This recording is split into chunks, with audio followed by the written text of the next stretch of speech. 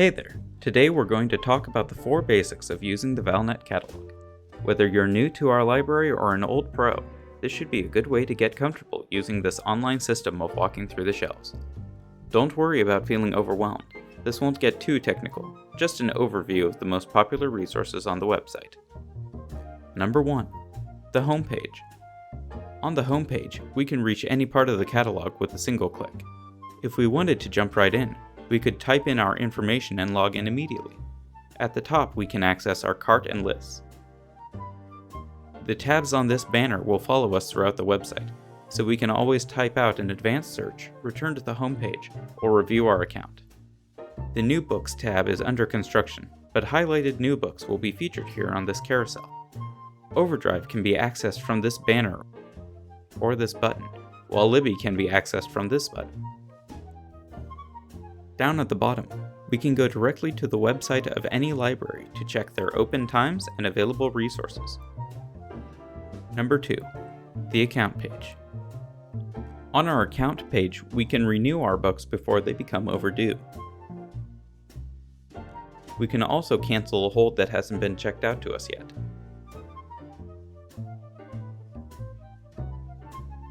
On the right-hand tabs, we can look at our checkout history, our holds history, even pay any fines on our account.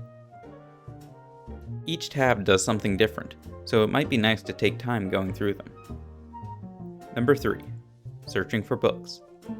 The search bar is always near the top of the page, and we can refine the search before we even hit enter, specifying what we're looking for and where we're looking for it. If we get too many results, we can narrow it down with the filters on the left-hand side. If there's a super specific search we want to do, we can use our advanced search in new and creative ways. By specifying our search, we can narrow our results down to the title, author, and item type. We can even sort the results in different orders, like popularity or release date, to improve our findings. Number 4. The item page. From the item page, we're able to see just about anything, and it can be broken down into 3 sections. Section 1 at the top is the technical information, such as the subject headings, the size of the item, and the publisher. Section 2 underneath has library info, like the number of copies available, their location and availability, even the number of holds currently placed on it. Section 3 on the side has links to let you place a hold, put it in your cart, save it to your phone or tablet, or learn more about this book and others like it on Novelist and Goodreads. Thanks for taking this brief walk through Valnet with me.